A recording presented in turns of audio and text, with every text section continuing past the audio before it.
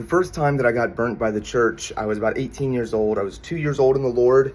The guy who was my spiritual mentor, self-proclaimed, of course, he was literally twice as old in how long he had been with Jesus than I was in age. And he gave me a book and had me read a chapter out of it where it essentially says that if you don't go to church, you are a Christian Satanist. That is someone who claims to be a Christian, but they're actually worshiping the devil. Why did he give me that chapter? Because I was currently being poisoned by his church, and I decided that I did not want to go there anymore. So you've got this guy who is, in his 50s, telling somebody who's not even 20 yet, who's only 2 years old in the Lord, that they are practicing Satanism simply because they disagreed with the pastor of the church that they got saved in. And there's this question that comes up in my mind, like, why do people think that this type of thing is necessary?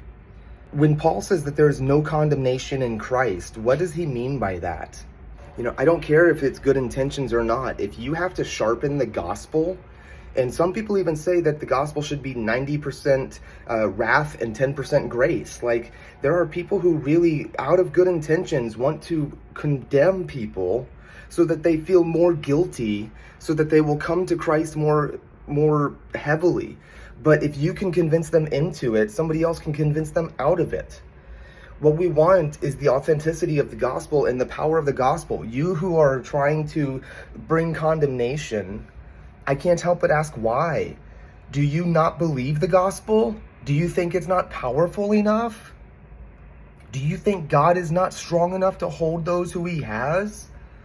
Why do we make the gospel sharper than what it is and try to make it so it hurts more?